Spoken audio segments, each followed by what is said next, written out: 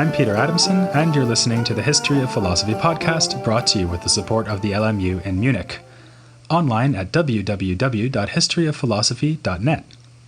Today's episode will be an interview about philosophical Sufism with Mohammed Rustom, who is Associate Professor of Islamic Studies at Carleton University. Hi, Mohammed. Hello, Peter.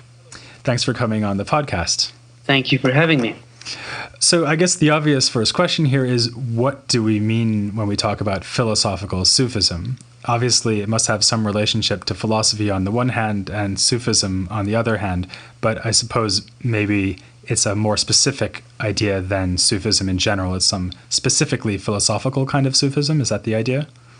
Yes, well, the term philosophical Sufism is somewhat problematic because it can take in Sufis or Muslim mystics who were well trained in philosophy, the formal discipline of philosophy, and as well as philosophical theology in the later period. And it can also relate to authors who had a penchant for philosophical modes of expression, but who were not really philosophers in any way at all.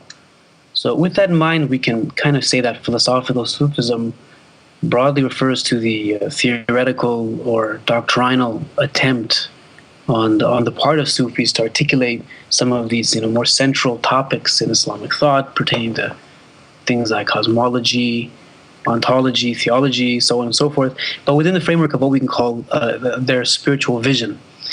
This means that at minimum, we encounter in philosophical Sufism a more concrete kind of articulation of any given abstract philosophical or theological problem or position. While it's true that philosophical Sufism and philosophy are conceived here from one perspective as two sides of the same coin, I would not wish to indulge in the simplistic characterization that we sometimes find that says that philosophical Sufism is simply philosophy clothed up in mythic form or symbolic garb or something like that. Philosophical Sufism presents itself by virtue of its emphasis on the lived and concrete understanding of revelation as, if you like, a kind of improved version of philosophy or philosophical theology, but one in which the philosophical vision and revelation are kind of complementary and are articulated in something like a highly symbolic form. Now, often philosophical Sufism refers to the school of Ibn Arabi in particular, so there's that added nuance there. And this is because an increasingly systematic and more philosophical understanding of Ibn Arabi's own teachings eventually come to take center stage in the writings of his followers, particularly Ghunwi, who was, of course, his stepson and his most important direct disciple. Thus, the term school of Ibn Arabi describes a particular approach largely colored by the thought of Ibn Arabi himself to the major philosophical and religious issues which confronted medieval Islamic thought. But it should also be noted that the term normally used in Arabic and Persian to characterize the perspective of Ibn Arabi on the one hand, but also kind of philosophical Sufism more generally, is Irfan Nazari, or in Persian Irfan Nazari, which is normally translated as something like theoretical Sufism or even speculative Sufism, I guess would work. This is a fairly helpful designation in terms of what's happening in philosophical Sufism, conceived in the widest possible sense, but with the caveat that by the term theoretical Sufism, we mean here the wedding of philosophical activity and lived practical aspect of Islamic spirituality. There are thus, if you like, no armchair philosophical Sufis in classical Islamic civilization, if you will. So it sounds like, in a way, we could think about philosophical Sufism either as part of the history of philosophy in the Islamic world or as part of the history of Sufism in the Islamic world, and either one would be legitimate. Yes, on one level, this is correct, especially as we move further into the East and down the historical unfolding of the Islamic intellectual tradition, where the lines start to get blurred in so many different places. Philosophers of Aristotelian kind of peripatetic bent now writing as illuminationists on the one hand, and then engaging people like Rumi and Ibn Arabi on the other hand. So that kind of ambiguity, I think, that you're drawing on, or the kind of universal applicability of this term, really, it's kind of symptomatic of the more eclectic nature of the Islamic intellectual tradition in the post-Avicennan phase of Islamic history. So you've already mentioned in passing the most important figure in the history of philosophical Sufism, and maybe the second most important, so Ibn Arabi and his follower Kunawi. Do you think it would be fair to say that Ibn Arabi was the first philosophical Sufi, or the first to do philosophy within Sufism? I would not say that. On the one hand, as the tradition develops later, it has, of course, it's greatly indebted to him. But we find that Ibn Arabi is really following an intellectual trend within Sufism that largely was made popular probably by Ghazali's time, especially by Ghazali, in which, of course, a greater attention is paid to issues in cosmology and ontology primarily, but now within the framework of Sufi discourse. So one of the key figures in the integration of philosophy and Sufism, someone who was actually like a younger Andalusian contemporary of Ibn Arabi, was Ibn Sabin, who was much better trained actually than Ibn Arabi in the formal discipline of philosophy.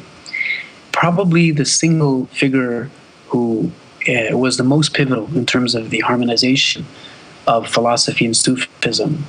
And when we can really start speaking about a kind of philosophical Sufism as such, is that the great Persian Sufi martyr Ayn al-Qudat Hamadani, who died in 1131 of the Common Era, and who was put to death by the Seljuk government at the age of 33, ostensibly on charges of heresy.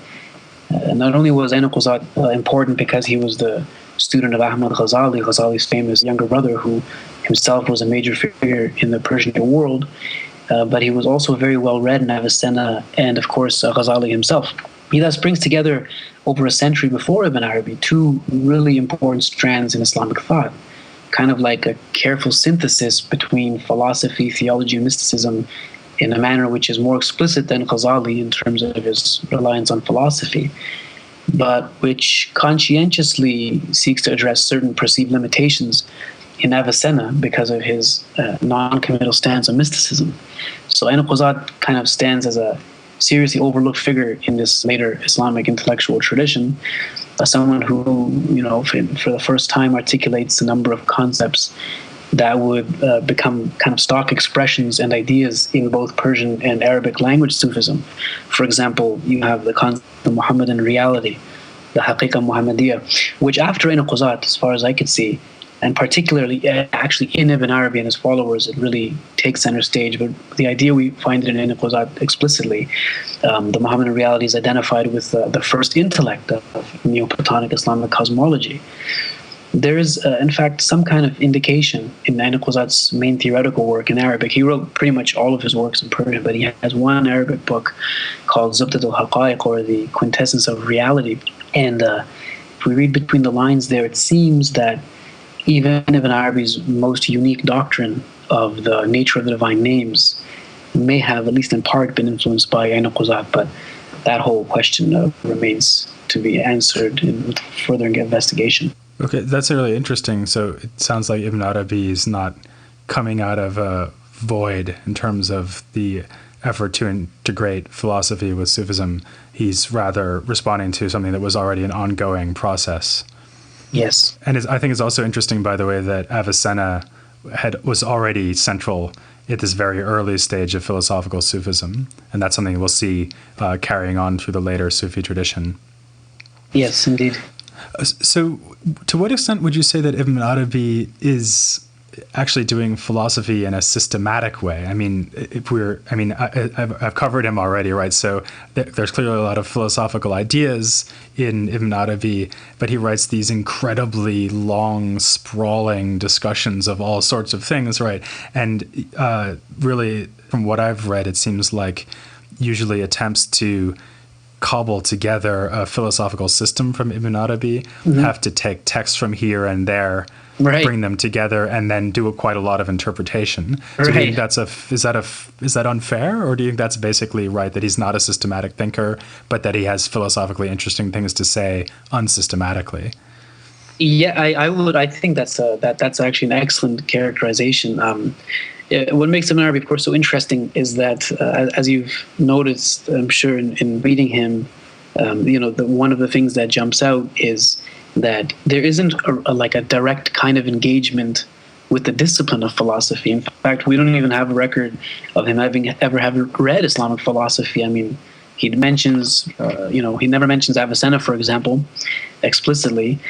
But as you've demonstrated in your previous podcast, Ibn Arabi says that he met Averroes, and his writings do evince on one level a deep familiarity with the hosts of philosophical terms and concepts. But, the likeliest place Ibn Arabi would have learned of these was through his formal training in Kalam, or philosophical theology.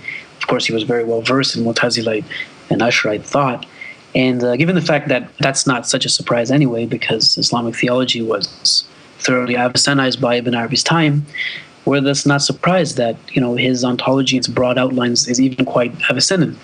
That was standard fare in Islamic theology by Ibn Arabi's time, of course. So Ibn Arabi is not technically speaking a systematic thinker, so you're correct definitely to say that. And I'd say that he's not systematic in that he does not try to fit things neatly into an ordered worldview. He continuously, he'll refine his position, he'll affirm concepts from one different and even antithetical angle on one point, and then he'll go on later to deny it from another point. In fact, this is one of the reasons why Ibn Arabi in early modern scholarship was characterized as a madman. And even today, you'll have people call him, I remember at least one book has been written which tries to demonstrate how Ibn Arabi was kind of like a proto-postmodernist. Of course, there is a certain degree of coherence in Ibn Arabi's worldview as well. I wouldn't say a certain degree, I'd actually say a great degree of coherence, but it's far from being systematic in any real sense of the term. I mean, sometimes in the middle of a sentence in one of his books, he'll insert a parenthetical comments. He'll say something like, the current topic under discussion would actually have come before the topic that preceded this discussion. But then he'll tell us that his ordering of the material is a result of divine unveiling or kashf, and thus is not the result of his own intellectual efforts at systematizing. So the kind of anti-systematic spirit, if we can call it that, in Ibn Arabi's writings, and indeed the vast ocean of symbolism, as you mentioned, visionary experiences, arcane kind of mysterious references, that was clearly imbibed by Qunawi, interestingly enough. And Qunawi was, of course, very much a philosopher in a way that Ibn Arabi was not. And so Ibn Arabi trains Qunawi, he's his stepson, and the same individual ends up becoming so different in so many ways from Ibn Arabi. I mean, Qunawi, we have, for example, a handwritten copy in his own handwriting of Suhrawardi's Hikmatul Ashraq, Philosophy of Illumination, and he initiates, of course, a very serious correspondence with Nasruddin Tusi after having read Tusi's already famous commentary upon Avicenna's Isharat. So Qunawi represents a unique turning point in the history of philosophical Sufism in a way that Ibn Arabi doesn't, because we have here for the first time a first-rate philosopher, a theologian, but somebody who's trained by none other than Ibn Arabi himself. And he's got kind of a foot in the peripatetic and Ashraqi traditions, and he's also, for better or worse, we can call him an Akbarian, or someone who belonged to the so-called school of Ibn Arabi. And one of his own writings are quite different from Ibn Arabi's often in terms of, their modes of expression, their form, and even to some extent their content. They're far more systematic, logical, they're ordered, they're less, if you like, Baroque in style. And there's an element of the visionary there, but we now encounter a visionary who kind of crafts Sufi discourse to sound more logically rigorous and more philosophically inclined in terms of the language too. It can certainly be said that Qunawi is the single individual most responsible for the more reified kind of abstract manner of expression that characterizes the school of Ibn Arabi. And he intended to emphasize, as did every major follower in the school after him, especially Qaysari, Dawood al-Qaysari, he wouldn't necessarily have given pride of place to certain elements of these certain aspects of Ibn Arabi's thought, whereas Qunawi does. And in many ways, this is interesting because Qunawi, he's commenting on in many ways what is important, or what he finds to be important in Ibn Arabi's own articulation of his vision of things. And Qunawi's necessarily leaving out a lot of key kind of mythological, cosmological discussions you find in Ibn Arabi, and things that Ibn Arabi would say over 30, 40 pages in the Futuhat. Qunawi, he'll have a one-page dense explanation of what's going on there, and in a language that I think his intention is to really speak to audiences whose ears, so to speak, were not as well trained as his were in understanding his stepfather. Right, so sort of Ibn Arabi for dummies. Yeah, in many ways, a kind of dumbed down version of Ibn Arabi. In fact, a teacher of mine once said to me, we should stop calling it the school of Ibn Arabi. We should just call it the school of Qunawi, because it's largely, like the all the followers after Qunawi or after Ibn Arabi, they're in one way or another influenced by Qunawi, and he's really seen as kind of like the filter to interpret Ibn Arabi. Even Jami, the famous poet, Persian poet who died in 1492, who was very much a follower of the school of Ibn Arabi, in one of his books he says that if you want to understand Ibn Arabi, you can only do it through reading Qunawi. So you kind of have this acknowledgement even into the 15th, 16th century that this person is really the prism through which Ibn Arabi is to be interpreted. So let me ask you about a couple of the philosophical issues that seem really central, I think, both for Ibn Arabi and Qunawi. And of course, they're both going to have to do with God and God's relationship to the world, since it doesn't get more central than that. And maybe we can go straight to what might be the most obvious worry that someone could have about these philosophical Sufis, which is that they seem to be describing the created universe as nothing but a manifestation, and maybe an illusory manifestation of God. And so this might make you think that they're some kind of monists. In other words, they actually think only God exists. Or maybe they're pantheists. In other words, they think that everything is God. Do you think they can be defended against these charges? Now that's a trick question. In a sense, see, the easiest way to reply to your question would be to say yes, and since there are plenty of passages in Ibn Arabi in particular that can be read as exclusively a kind of form of monism or pantheism or panentheism, or even as something that brings together, one or all of these isms, like pantheistic monism or something like that. Yet the problem here, as I see it, really has to do with whether these kinds of terms, reductive as they must necessarily be, can really do justice to Ibn Arabi's vision, which stresses in the same breath really oneness and unity, but there's alongside that multiplicity, otherness, and even relationality. So let's take, for example, the question of pantheism. Does Ibn Arabi say that there's an essential identity or some kind of identity with God in the cosmos? Yes, he certainly does speak like this, and that was enough, of course, to drive Ibn Taymiyyah mad. I mean, he liked Ibn Arabi to a point, but after a while, he just lost. I think he just stopped being patient with him, and then he decides to, refute him and call him an incarnationist and all kinds of things, or someone who he was an ittihadi, someone who didn't really distinguish between the creator and the creature. Ibn Arabi would tell us that does not in any way explain the entire picture. So while he'd say, yes, that is true, God and the cosmos are one or something like this, God as identified with the world or being in the world or part of the world, he'd say bespeaks God's givenness or his revealedness or manifestness in the cosmos, which points up to what he'd call his immanence or tashbih. And at the same time, Ibn Arabi places just as much, even more actually, emphasis on how the cosmos is not God in any sense of the term, how God is so utterly beyond and distinct from the world and stands above it by virtue of his inaccessibility or hiddenness or non-revealed face, if you like. And that points up his transcendence or his tanzih. So Ibn Arabi commonly refers to the cosmos as he, not he. Huwa la huwa, he, not he. And that does away with the kind of simplistic either-or kind of scenario in which the explanation of the cosmic situation and God's relationship to it tries to, trap God. And is it like this or is it like that? The huwa la huwa seeks to really retain both. I'd thus be very cautious to use any of these terms, pantheism, monism, so on and so forth. If we were to use them, we'd have to add a great degree of qualification.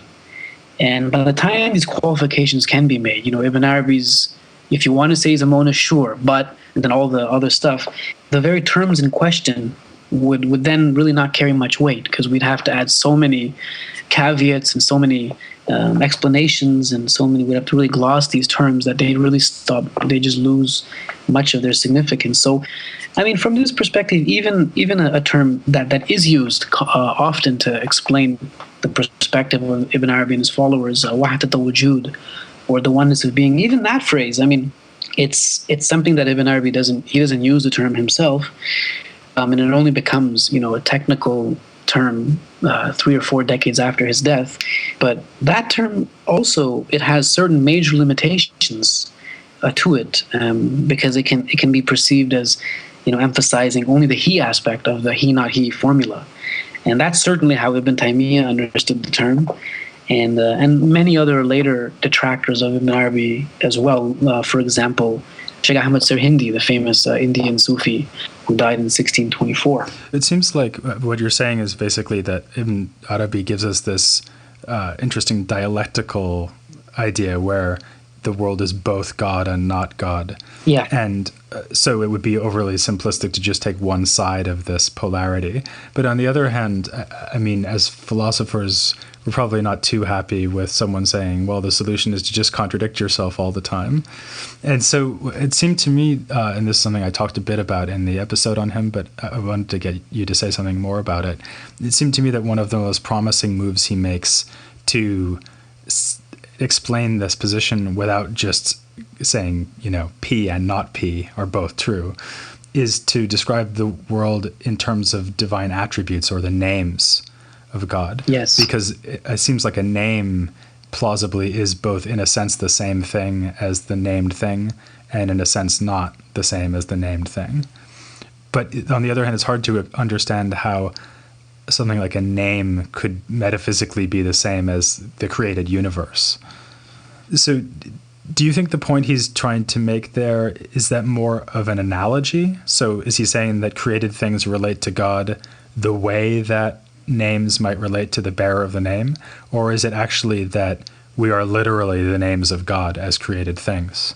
This too is a trick question. Ibn Arabi, his most common way of speaking about what the names are, or really what they're not, is by speaking them as relationships. So this is something that he does, which seems, at least from one perspective, quite revolutionary in the history of Islamic thought. Because, I mean, the way we speak about the divine names in classical Islamic theology was to maintain that they somehow inhered in God, or God's essence, what they've called qa'ima bidhatihi, but not in a way that kind of gave them independent ontological status, such that they could be said to be superadded to it. So for many medieval Muslim theologians and presumably some philosophers, the objective kind of ontological status of the divine names was never really called into question. It was a given, even if their modality could not be easily understood or explained. Ibn Arabi comes in the scene and he vehemently rejects this common type of picture of the divine names. He says that the divine names do not inhere in God in any way, and he says that they're not ontological entities, which is like one of his main points, and he really tries to explain things from that perspective. He says they're not umur wujudiya, or ontological things. So instead, he says that they are, technically speaking, relationships, nisab, between what we can call God as revealed or manifest, and the objects of God's knowledge that do enter into concrete existence. So what Ibn Arabi and the later tradition called loci of self-disclosure or manifestation, madahir in Arabic. So the divine names come about as a result of God's self-disclosure or manifestation, and they thus make the God-world relationship for Ibn Arabi possible. Yet the cosmos, it's nothing other than a conglomeration of the divine names, we can say, as displayed through the existentiated aspects of God's knowledge. So the universe is impregnated ultimately with the divine attributes, and the very multiplicity in the cosmos. Therefore, as we see it, because it manifests, the attributes obviously point to the divine names.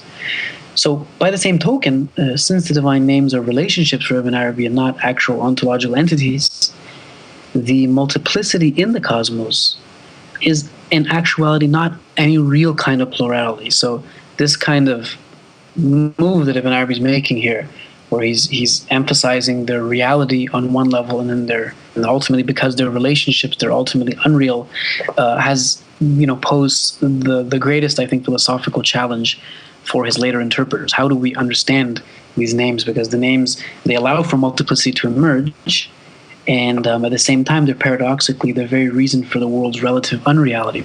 So actually, I find that very helpful philosophically, because I mean, if the names really denote relationships or relations, it does seem like a relation is a real thing without being an entity in its own right, which is kind of what he wants, right? Yes. So let me ask you something rather different now, just about the later historical influence of Ibn Arabi. And actually, maybe we can start with a contemporary of Qunawi, namely Rumi, who's maybe the most famous Sufi, even more famous than Ibn Arabi, because of his poetry and the popularity of his literary outputs. These two were friends. Qunawi and Rumi were friends. They're even buried near each other in Konya. And it seems a little bit hard to wrap our minds around, right? So Qunawi is, as you were saying before, systematic, even sort of technical approach to Sufism. Rumi, this kind of ecstatic poet. So how do we reconcile two such different authors as being two outgrowths of the same Sufi tree, as it were? Right. Well, that's again another very, very important question.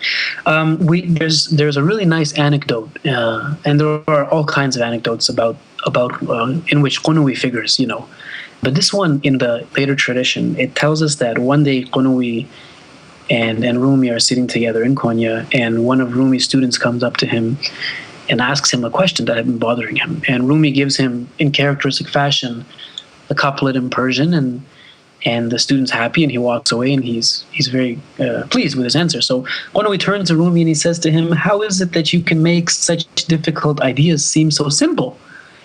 And to this, Rumi responds, he says, "How is it that you can make such simple ideas sound so difficult?"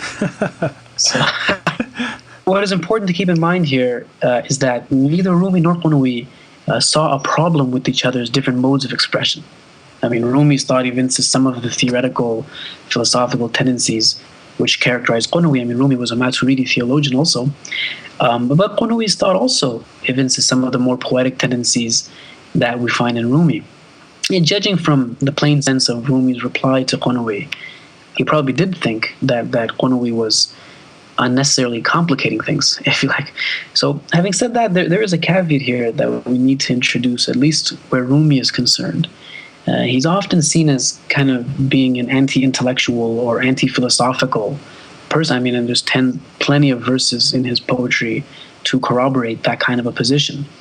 The most common verse, surely, is the one in which he says that the leg of the philosophers is wooden. A wooden leg is terribly unsturdy. Pay istidlaliyan chubin bovad, pay chubin sakht bi tamkin bovad. But one contemporary scholar, at least one that I've seen, emphasizes here that Rumi doesn't say the philosophers don't have a leg to stand on. He says that they do, but that it's just wooden, so it's not enough to allow them to, in Rumi's language, fly up to the heavenly empyrean. So in order to do this, Rumi would emphasize love, and that's, of course, the thing that he's known best for. But I get the feeling that Qunawi would not necessarily disagree. I think that ultimately they see their goal is essentially similar, even if their modes of expression and intellectual types really were not the same. Maybe we could even say that, in a sense, they take on two different sides of Ibn Arabi's thought, because obviously Ibn Arabi is full of poetic imagery, and also, there's the earlier sort of tradition of love poetry in Sufism. So Rumi is taking that on, and Qunawi is taking on the more technical, philosophically influenced aspects of Ibn Arabi. Yes. And how appropriate that he was uniting these two apparently contradictory tendencies in himself. Yes, exactly. Right. Just one last question, looking ahead a bit to where we're going in future episodes. Obviously, Sufism has this massive influence across the Islamic world, really down to the present day. But can you say something a little bit more specifically about philosophical Sufism? So what sort was the kind of geographical spread of philosophical Sufism? I mean, obviously, we've been talking about people who wrote in Persian as well as Arabic. So certainly there's this philosophical Sufi tradition in Persia. What about, for example, in India or elsewhere in the Islamic world in the, let's say, the early modern period? Right. So what's particularly interesting here is that, like you said, the philosophical Sufism or Sufism of a more kind of theoretical type really spreads throughout the eastern lands of Islam like wildfire. I mean, you have this is a phenomenon for at least over the next 500 years. You have people in the Ottoman period, for example, writing in sometimes Persian, but often Ottoman Turkish, like Ismail al-Qaravi, who's directly bringing together Ibn Arabi's thought. And actually, he was a commentator on Rumi too. And the Ottoman world was so vast that you have authors in that universe who belonged to, who lived in places like today will be Bosnia, Turkey, Syria. So very, very vast geographical expanse. Of course, Persia and Central Asia. In India, where the school of Ibn Arabi in particular had a very important second wind, if you like. The writings there tended to be in Persian because most Indian Sufis in the later period wrote in Persian, in Arabic and Persian, or even like an Arable Persian.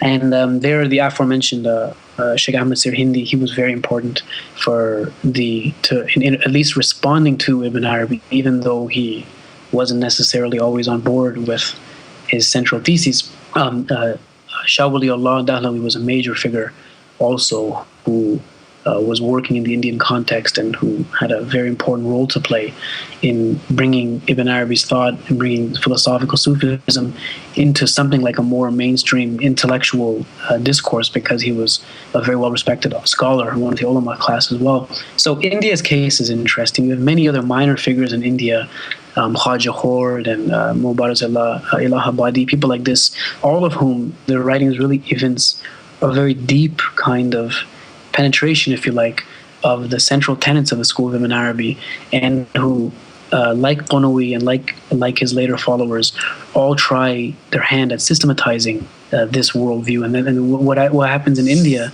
is you have many, practical Sufi manuals written by Sufi masters, guides of how to get there, so to speak, but which conscientiously engage the school of Ibn Arabi. One of the most interesting later developments in which philosophical Sufism has yet another sphere of influence is actually in China, which is quite surprising. I mean, research into this is only being done today in a more sustained fashion. But by the 17th century, you have very important Chinese ulama, or Chinese scholars, Wang Dayu, Lu Ji, people like this, who, in order to attempt to explain Islam to their Chinese counterparts, most of whom were Neo-Confucians, they drew on the writings of Ibn Arabi and his followers, usually through Persian translation. But they did so by crafting the Chinese language now to speak the language of Neo-Confucianism. So you have Chinese Muslim authors drawing on Ibn Arabi's ideas, but recasting them in Chinese and in such a way that a Neo-Confucian could kind of understand it, and also some of their Buddhist colleagues as well. And that's a trend that in many ways characterized the later intellectual life of the Chinese Muslim Chinese.